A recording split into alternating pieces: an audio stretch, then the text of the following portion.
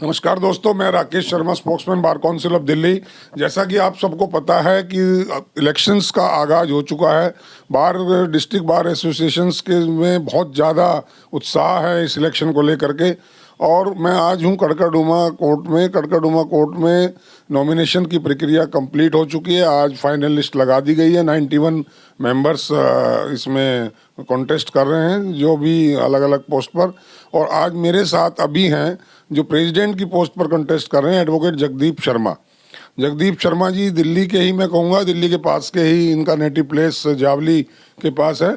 और इन्होंने जो अपना ग्रेजुएशन किया है दिल्ली यूनिवर्सिटी से किया है, दयाल सिंह कॉलेज से। और इन्होंने अपनी लॉ की पढ़ाई जो की है वो MMH कॉलेज गाजियाबाद से की है। LLM इन्होंने मेरठ यूनिवर्सिटी मेरठ से किया। और ये क्रिमिनल सिविल बहुत मिक्स प्रैक्टिस कर रहे हैं कड़कड़डूमा में। काफ़ी पिछले लगभग 30 साल, 31वां साल इनकी प्रैक्टिस को है। तो इस बार ये प्रेसिडेंट का इलेक्शन फाइट कर रहे हैं। इससे पहले ये मेंबर एग्जीक्यूटिव और इसके बाद सीनियर वाइस प्रेसिडेंट 2017 से 2019 तक रह चुके हैं। इस बार ये प्रेसिडेंट का इलेक्शन कॉन्टेस्ट कर रहे हैं। मैं इनसे आपकी बातचीत कराऊंगा और इस बातचीत का मकसद सिर्फ ये है कि आप इनको जानें, इनको पहचानें, इनका विज़न देखें और फिर तय करें कि इनको वोट करेंगे या किसी और को वोट करेंगे। तो दोस्तों, मैं मिलवा रहा हूँ जगदीश शर्मा जी, आपका बहुत बहुत स्वागत है हमारे इस एडवोकेट्स के चैनल में। तो आप इस इलेक्शन में एज ए प्रेसिडेंट कॉन्टेस्ट कर रहे हैं। मैं सीधा सा जानना चाहता हूँ कि आपका प्रेसिडेंट के पोस्ट पर इलेक्शन लड़ने का मकसद क्या है? मेरा मकसद हमारी बार में जो युवा साथी हैं उनके लिए काम करने के लिए मेरा मकसद है। आज हमारी कोर्ट के अंदर जो हज़ारों युवा बेरोजगार है, वकील बनने के बाद भी जो बेरोजगार है, उसके बाद किसी तरह का कोई काम नहीं है, जैसा घर से आता है वैसे ही चला जाता है। और सरकार और हमारे जो नेता रह चुके हैं उन बच्चों के बारे में कोई कुछ नहीं सोच रहा है। हमारी बार की जो स्ट्रेंथ है मोर देन 20,000 है। उसमें हमारे यहाँ जो चैम्बर है लगभग 1,000 चैम्बर मिले हैं वकीलों को केवल। बाकी के लिए ना तो सीट का प्रबंध है ना चैम्बर की व्यवस्था है। इस बारे में कोई कुछ नहीं कर रहा है। जब एक वकील के पास बैठने के लिए स्थान नहीं होगा, चैम्बर नहीं होगा, तो कैसे वकालत करेगा? ये प्रॉब्लम तो 2017-2019 में भी रही जब आप वाइस प्रेसिडेंट थे। तब क्या हुआ इस बारे में? तब हमने चीफ जस्टिस को 1000 चैम्बर बनाने के लिए लेटर लिखा था, लेकिन उसके बाद हमारी सरकार चली गई, हमारी बार एसोसिएशन चली गई और बाद में बार एसोसिएशन में दूसरे नेता आ गए। उन्होंने इस संदर्भ में कोई भी कार्रवाई जो है नहीं करी। आप अपने वो पिछले छूटे हुए काम स्टार्ट करना चाहते हैं? छूटे हुए काम नहीं है किसी के काम, ये सब भाइयों के काम है, मिले जुले काम है, मेरे कोई काम नहीं है। वही आपका काम मीन्स वेलफेयर ऑफ एडवोकेट्स का ही आपका मकसद है ना? मैं सिर्फ जानना ये चाह रहा हूँ कि आपके पास, इसके लिए आपने कहा कि एडवोकेट जो यंगस्टर्स हैं वो बेरोजगार, एक तरह से कहूँ, उनके पास काम नहीं है। क्या विजन क्या है, ब्लूप्रिंट क्या है, किस तरह काम देंगे आप उनको? देखिएगा, मेरी जो प्रैक्टिस है ये 31वीं साल चल रही है। मैं सन 1995 से प्रैक्टिसिंग लॉयर हूँ और मैंने हर क्षेत्र में प्रैक्टिस करी है। मैंने देखा कि जो आज जो चल रहा है कोर्ट के अंदर, हमने पहले एक आंदोलन किया था 41A CRPC पे। उसमें यही था कि भाई ये नहीं होना चाहिए। सरकार मान गई थी, सरकार के मानने के बाद वो रुक गया था, लेकिन उसके बदले में हमारी जो सुप्रीम कोर्ट है और एस कुमार वाली जजमेंट को ले आई, फिर उसके अंटिल वाली जजमेंट ले आई। उसमें 7 साल तक के जो अपराध हैं उसमें पुलिस को पावर दे दी। अब उनके जितने बेल मैटर्स वगैरह है वो सब थाने से उनका निपटारा हो जाता है, वकील तक पहुंचते नहीं है, वकील पर काम नहीं। दूसरा जो है, जो हम देखने में आया है, जो हमारे सिस्टम में जो न्यायपालिका के अंदर जो भ्रष्टाचार फैल गया है, उससे भी बहुत सारे लोग तंग हैं।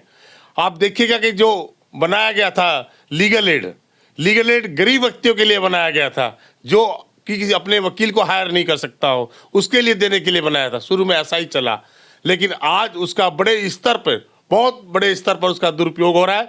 जो लोग बड़ी बड़ी गाड़ियों में आते हैं, बड़े बड़े कीमती सूट पहनकर आते हैं, वो आकर दिल्ली लीगल एड से अपना फार्म भरते हैं। लेकिन दिल्ली लीगल एड के अधिकारी जो उसका प्रावधान है, जो उसमें जो एफिडेविट देना होता है इनकम का, उसको ना लेती है और ना उसको आज तक वेरीफाई कराया है। और न जब तक उन पर कार्रवाई नहीं होगी, उन पर एक्शन नहीं होगा, जब तक उसका दुरुपयोग नहीं रुकेगा। अगर आप प्रेसिडेंट बन जाते हैं तो क्या इसमें आपकी पावर में रहेगा इस सब सिस्टम को बदल देना? देखिएगा, ये सब सिस्टम जो है हमारे मुख्य न्यायाधीश जो है उनके हाथ में है। नालसा के जो चेयरमैन है, चीफ जस्टिस ऑफ इंडिया, उनके हाथ में है। हमारे होम मिनिस्टर के हाथ में है और हमारी भारत सरकार के हाथ में है। हम अपनी बात को कहेंगे अब उनकी अपनी बातों को कहने के लिए आप उनके रिप्रेजेंटेशन देंगे, और नहीं मानेंगे तो उसके लिए आंदोलन करेंगे, अपनी बात को सुनवाई कराएंगे, जैसे हमने मेडिक्लेम पॉलिसी के लिए किया, 41(1) को रुकवाने के लिए किया। जो भी हमसे बनेगा हम सड़कों पर उतरेंगे और उनके लिए काम करेंगे। मेडिक्लेम पॉलिसी तो सीएम ने अपने वेलफेयर के लिए, अपनी वोट बैंक बढ़ाने के लिए कहूँ या चलिए उन्होंने वेलफेयर किया, लेकिन उसमें कड़कड़डूमा बार एसोसिएशन का कोई योगदान रहा हो ऐसा तो नहीं। देखिएगा शर्मा जी, ऐसा नहीं है। मैं काफ़ी पुराना वकील हूँ, 30 वर्ष थोड़ा समय नहीं होता।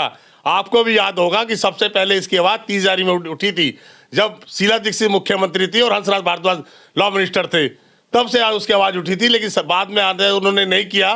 फिर सरकार बनाने के उसमें हमने अपने उनके घोषणा पत्र में इसको मेंशन कराया, आंदोलन किया, तब वो मेंशन हुआ। कोई भी चीज़ एक दिन में नहीं मिलती है, बहुत दिन में मिलती है, लेकिन उसको संघर्ष करना पड़ता है। तो आपको लगता है अगर आप प्रेसिडेंट बन गए तो जो आपने मुद्दे उठाए कि हम जो है डीएलएसए का सिस्टम बदलेंगे, हम उनको जो है कोई काम वर्क जनरेट करेंगे, वर्क जनरेट कैसे करेंगे आप यंगस्टर्स के लिए?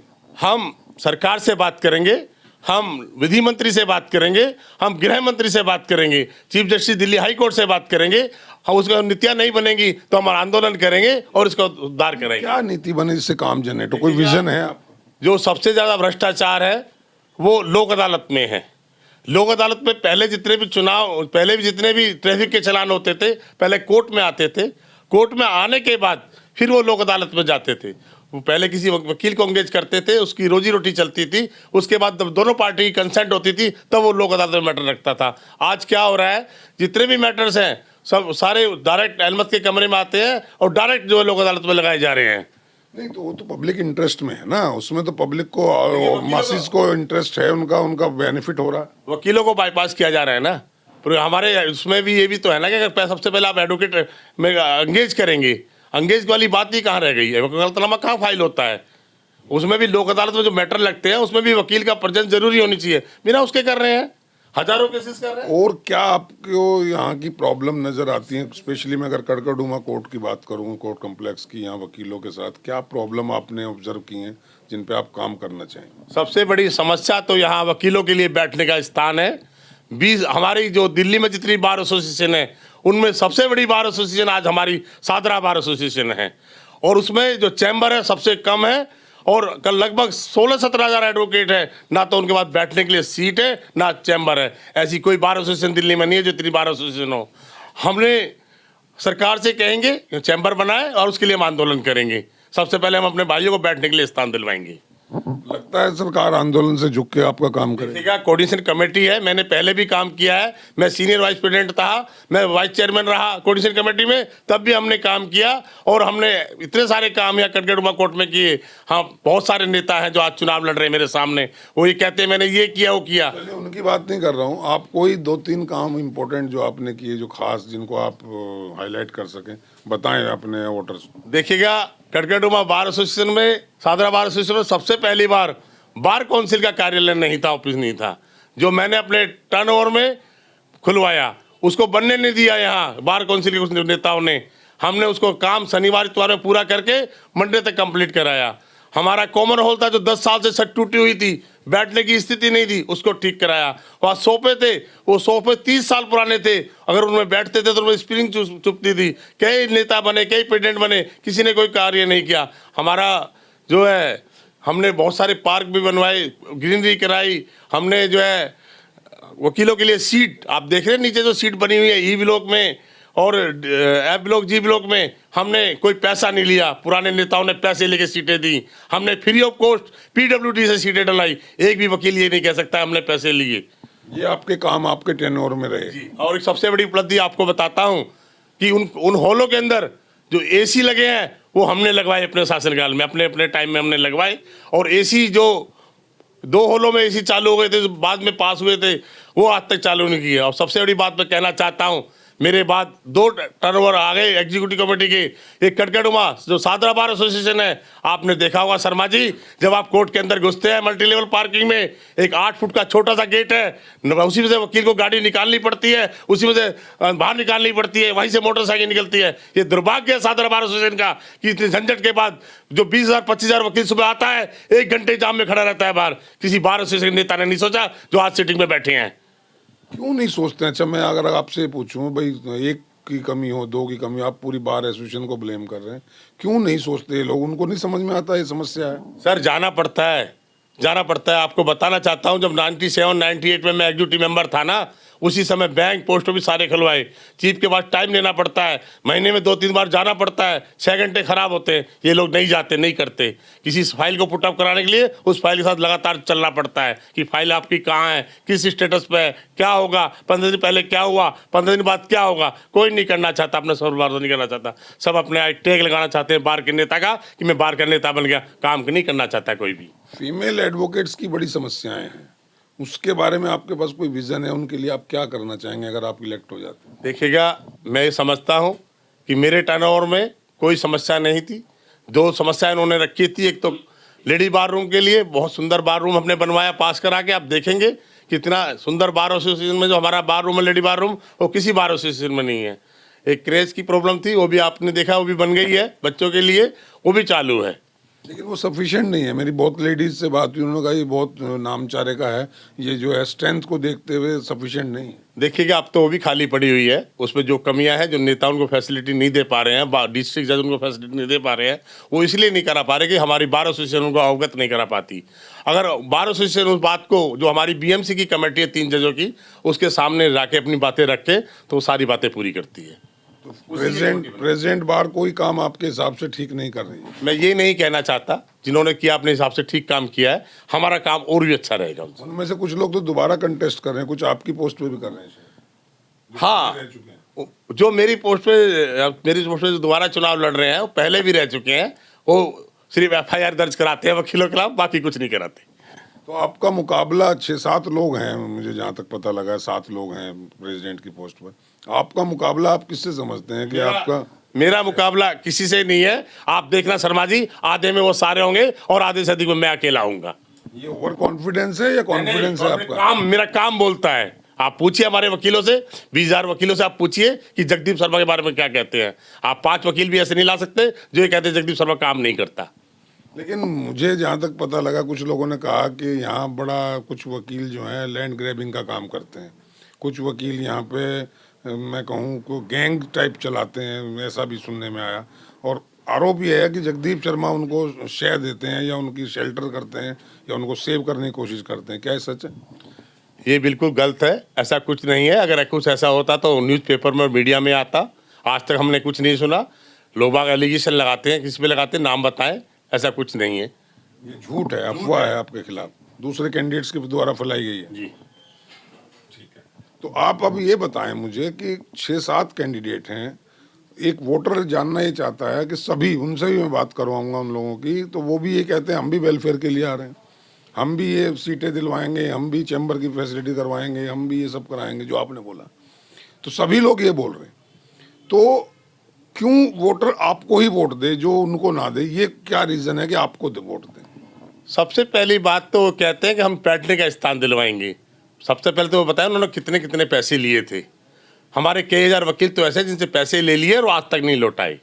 तो उसमें चाहे मेरे सामने लड़ने वाले कैंडिडेट हैं 2, जिन्होंने कभी किसी को फ्री में कुछ नहीं दिया। अगर सीट दी बार एसोसिएशन से तो उनसे 20-20, 25 हजार रुपये लिए। आप एक बताइए, जो नया वकील है जो यहाँ कचहरी में काम करने के लिए आता है, अपनी रोजी रोटी कमाने के लिए आता है, जिसपे 10,000 खरीदने के लिए, पुराना स्कूटर खरीदने के लिए पैसे नहीं होते, उससे 25-25 हजार रुपये लेके खा गए। वो लोग कहते हैं हम काम करेंगे। हमने दिलवाई सीटें, फ्री दिलवाई, PWD से डलवाई, तीनों हॉल में, ई ब्लॉक में डलवाई, F में डलवाई, G में डलवाई, AC लगवा के दिया। आप देखिए कितने AC चल रहे हैं।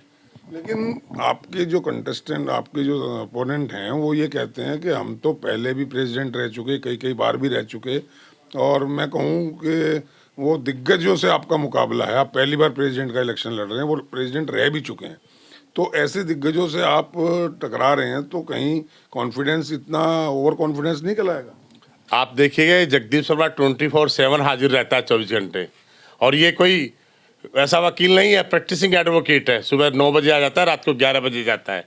और ये जो कहते हैं ना कि हमने काम किया है, बता दें 10-10 साल तक तो टूटा हुआ पड़ा था बार का कॉमन हॉल, छतें टूटी हुई थी, उन्हीं के शासनकाल में टूटी हुई थी। उन्हीं के शासनकाल में वकीलों से 25-25 हजार रुपये लिए गए। उन्हीं के शासनकाल में जो है पैसे लेके सीटें नहीं दी गई। क्या है, सब भ्रष्टाचार है। और आज करते हैं कि हम कुछ कुछ करना चाहते हैं, कुछ नहीं कर पाएंगे वो। एक और बहुत यहाँ ज्वलंत प्रॉब्लम है बड़ी, जो जिससे सब लगभग सभी वकील जूझते हैं कि पुलिस की हाई हैंडेडनेस है। पुलिस से यहाँ कोऑर्डिनेशन नहीं बन पाता, आए दिन पुलिस के साथ रिफ्ट होता है वकीलों का। इसके बारे में आपके पास कोई प्लान है, कोई विजन है, किस तरह ये जो कोऑर्डिनेशन है ये ठीक बन पाए, किस तरह कोऑर्डिनेशन बन पाए, ऐसा कोई प्लान है आपके पास? देखिएगा, मैं बार एसोसिएशन में कई बार रहा, मुझे सारी बातें पता है। ये जो होता है झगड़ा, ये हमारे नेता जो हमारे सामने चुनाव लड़ रहे हैं, इनके मिसकम्युनिकेशन की वजह से होता है। ये उनको मिसब्रीफ करते हैं, गलत तरीके से ब्रीफ करते हैं। किनको? पुलिस वालों को, कि ये ऐसा है वैसा है। उसको मिसलीड करके उनके जो उनके जानने वाले पुलिस वाले होते हैं उनको भिड़वाती हैं।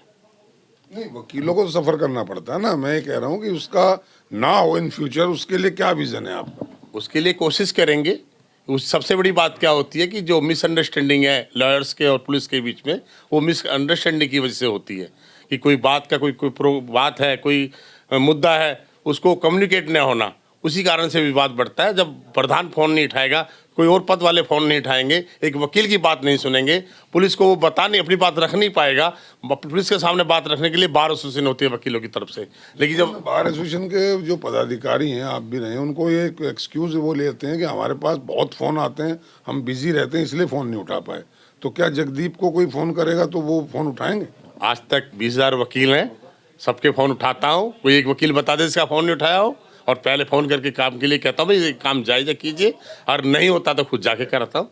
जो लीगल कर वर्क है कोई नहीं रुकता, सिस्टम है, सरकार है, वो सब आम आदमी के साथ है। जो होने वाले कार्य वो होते हैं, गलत कार्य थोड़ी। अबाउट जुडिशरी में कहूँ तो जुडिशरी के लोगों से भी वकीलों की ये कंप्लेंट रहती है कि उनको कोर्ट में ड्यू रिगार्ड नहीं मिलता है, रेस्पेक्ट नहीं मिलती है। रेस्पेक्ट मिलना तो छोड़ दीजिए, उनको इंसल्ट किया जाता है जुडिशियल ऑफिसर के द्वारा। ऐसा शिकायतें आपके पास भी आती हैं? और अगर आती हैं तो उसके बारे में उसको सुधार कर दें, उसके लिए क्या प्लान है? जो शर्मा जी, ऐसा नहीं है कि जुडिशियल ऑफिसर का कोई अपमान करता है या कोई ऐसी बात करता है। बल्कि कुछ जुडिशियल ऑफिसर हैं जो वकीलों को सम्मान नहीं देते, जिन्होंने कभी प्रैक्टिस नहीं करी। उन्हीं की बात। हाँ, जिन्होंने कभी प्रैक्टिस नहीं करी, वो पहले 12वीं क्लास तक के स्कूल में पढ़कर आते हैं, फिर 5 साल के दूसरे स्कूल में चले जाते हैं, और उसके बाद दुर्भाग्य से कि बिना किसी प्रैक्टिस के, अनुभव के वो जज बन जाते हैं, मजिस्ट्रेट बन जाते हैं। फिर वो कहते हैं कि वकील कुछ नहीं है, और अगर डेट के लिए कहते हैं कि सर 22-23 तारीख की, जो चेंज नहीं करते और ऊंची ऊंची आवाज़ में बात करते हैं। एक सीनियर काउंसिल जो बार में जिसकी 30 साल 40 साल की प्रैक्टिस हो गई है, एक नया मजिस्ट्रेट उनसे अपमान से बात करते, कौन से बर्दाश्त करेगा? उसकी हम पहले भी हम बार ड्यूटी में रहे, उनकी हमने शिकायत चीफ जस्टिस को की और उसका एक्शन हमने कराया। आगे इस तरह की ना हो, उसके लिए कोई आपके दिमाग में विजन है कि आपका क्या ब्लूप्रिंट रहेगा कि इस तरह की कोऑर्डिनेशन जो है कोऑर्डियल बन जाए? जब जगदीप शर्मा बार एसोसिएशन में आता है तो जुडिशियल ऑफिसर अपने आप ही समझ जाते हैं कि अब अपमान नहीं करना किसी अधिवक्ता, नहीं तो भारी पड़ेगा। टेरर है आपका? यस, टेरर है। इसमें वकीलों में या जुडिशियल ऑफिसर? जुडिशरी में। और वकीलों में? वकील तो हमारे भाई हैं, हमारे साथ हैं, कंधे से कंधे मिला के साथ चलते हैं। उनके टेरर नहीं है उनके अंदर? नहीं, हमारा भाई है, प्रेम टेरर किस बात का। अच्छा। हाँ। और क्या आपको स्पेशल आप करना चाहते हैं जो वकीलों के लिए आपके दिमाग में है कि अगर मैं प्रेसिडेंट इलेक्ट कर दिया गया तो मैं ये काम सबसे पहले? देखिएगा, 4-5 बातें हैं। एक तो वकीलों के लिए चैम्बर का 1000 चैम्बर बनवाने की बात है, सीट बैठने की व्यवस्था। दूसरा, जो ये गेट पे जो जाम लगा रहता है 1 घंटे आने में लगता है, उसकी व्यवस्था। और जो लोक अदालत का जो बढ़ता हुआ स्कोप है, जिसने वकीलों का काम खत्म कर दिया, उस पर विराम। जो लीगल एड है, दिल्ली लीगल एड है, उसमें जो भ्रष्टाचार फैल रहा है, जो हर आदमी को लीगल एड दे रहे हैं, उसका जो भ्रष्टाचार फैल रखा है उस पर विराम। इन सब के बंद करा दिए जाएंगे, इसको मिनिमाइज किया जाएगा। एक मुद्दा और अहम मुद्दा है, वो है एलसी और रिसीवर अपॉइंट करने का। आरोप लगता ये है कि नेता लोग अपने ही चहेतों को एलसी अपॉइंट कराते हैं, अपने ही लोगों को रिसीवर अपॉइंट कराते हैं, अपने ही लोगों को अमाइकस बनवाते हैं। तो इस बारे में कुछ आपके पास इनपुट है? शर्मा जी, देखिएगा, एलसी बनने से या लोकल कमिश्नर बनने से किसी वकील का गुजारा नहीं हो सकता, ना उसका काम चल सकता। उसका काम चलेगा तो वकालत करने से चलेगा और अपने पेशे में ध्यान करने से चलेगा। ये एक प्रोविजन है, सिस्टम है न्यायपालिका के अंदर रिसीवर और अपॉइंट करने का। नहीं, उसमें नेपोटिज्म है। देखिएगा, मेरी नॉलेज में नहीं आया, हर आदमी को तो नहीं दिलवाया जा सकता, लेकिन ये उसके लिए बार एसोसिएशन उसके लिए मदद करती है जो नीडेड है, जो बीमार है, जिसको पैसे की जरूरत ही ये तो कहने की बात है ना, एक्चुअल में तो उनको दिलाया जाता है जो उनके खास कोर सपोर्टर होते हैं, जो बिल्कुल नज़दीकी होते हैं, केवल उन्हीं को मिलता है। आम मेरे जैसे एडवोकेट को तो आज तक नहीं किसी ने कहा कि भाई हम एलसी या रिसीवर अपॉइंट कर देते हैं। ऐसे मेरे जैसे हजारों वकील हैं जिनको पूरी ज़िंदगी बीत गई लेकिन कभी उनको एलसी नहीं अपॉइंट किया गया। लेकिन जो नेताओं के चहेते हैं और नेताओं को अपने का इन्फ्लुएंस जुडिशरी पे रह करके वो उनको करते हैं, उसके बारे में कोई रोकने का कोई ऐसा प्रोविज़न लाएंगे? शर्मा जी, ये बिल्कुल गलत कह रहे हैं आप कि अपने को किया जाता है, ऐसा नहीं है। जो कोर्ट में जाके रिक्वेस्ट नहीं करेगा कि मुझे एलसी बना दो, उसको पहले तो बनाना नहीं जाता, क्योंकि कार्ड अपना विजिटिंग कार्ड देना होता है। दूसरी बात, जज ये देखता है कि मुझे कैसे करना है। जज के बार क्या करता है कि उनको सबको बार का इन्फ्लुएंस नहीं होता उसमें, बार का इंटरफेरेंस बिल्कुल नहीं है। नहीं होता। चलिए, आप कह रहे हैं, लोग सुन रहे हैं, आप कितना आप सही कह रहे हैं लोग जानेंगे। लो तो चलिए, आपने बहुत अच्छी अपनी बातें करी, और एक बात मैं आपको ओपनली दे रहा हूँ कि जो टेन्योर का जो सिस्टम इस बार हुआ, जो इलेक्शन की जो मिमिक्री बनी, जो मजाक बना, जो वकीलों को जलील होना पड़ रहा है कि आज होगा कल होगा, साल फालतू हो गया, किसी को 2 साल फालतू हो गए। अगर आप प्रेसिडेंट बन के आते हैं तो इलेक्शन क्या टाइम पे होगा, लोगों को ये एश्योरेंस मिल सकती है? देखिएगा, जब इस चुनाव के अंदर न्यायपालिका ने इंटरफेयर कर दिया है, जब दिल्ली हाई कोर्ट ने अपनी जजमेंट दे दी है, तो टाइम से चुनाव होगा, पहली बात। दूसरी बात, हमारे भाइयों का ही कुछ थोड़ा सा रहा, जो उनको न्यायपालिका में जाके उसका दरवाज़ा खटखटाया और चुनाव वहाँ जाके कराया। अब उनसे पूछना चाहिए कि वो हाई कोर्ट गए थे कि आप समय पे चुनाव हो रहा है? नहीं, इन फ्यूचर जब अगर आप बन जाते, मैं तो उस पोजीशन की बात कर रहा हूं। अगर मैं बनता हूँ तो टाइम से चुनाव होगा। लोग सुन रहे हैं, हाँ, टाइम से चुनाव होगा, सबका टाइम से चुनाव होगा। तो सुना दोस्तों, ये हैं जगदीप शर्मा जी। इन्होंने बड़ी बेबाकी से, बड़े जोशो खरोश के साथ अपनी बातचीत की है, बातचीत अपनी रखी है आपके सामने। और अब मैं 1 मिनट के लिए माइक इनको देता हूँ, ये आपसे कुछ अपील करेंगे अपने वोट लेने के लिए, आपकी सपोर्ट लेने के लिए, और उसके बाद आपने तय करना है कि क्या करना है। लो, आपके सामने वोटर्स हैं, आप उनको क्या कहना चाहते हैं, आप कहिए।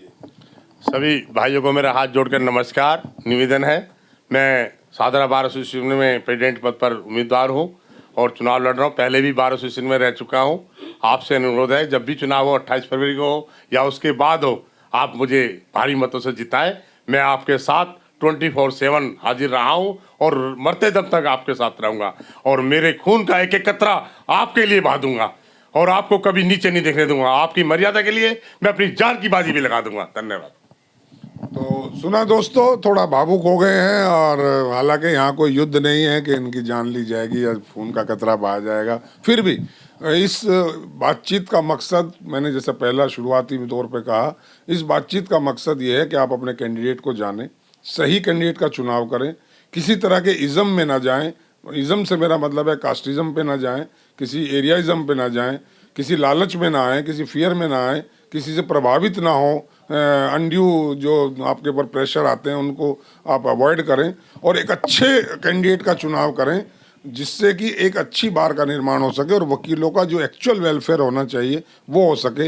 यही मकसद इस चैनल का है, यही मकसद हमारा और आपका बातचीत करने का है, और यही मेरा मकसद इन लोगों से आपकी रूबरू बात कराने का है। तो दोस्तों, now ball is in your court. आपको तय करना है कि आपने क्या करना है अब। लेकिन बस एक बात के साथ अपनी बात को विराम दे रहा हूँ कि आपका वोट बहुत कीमती है। इस वोट को बहुत सोच समझ करके, नाप तोल करके, परख करके तभी इसको कास्ट करिएगा। उसके फेवर में करिएगा जो आपको लगे कि आपको शिकायत का मौका नहीं देगा।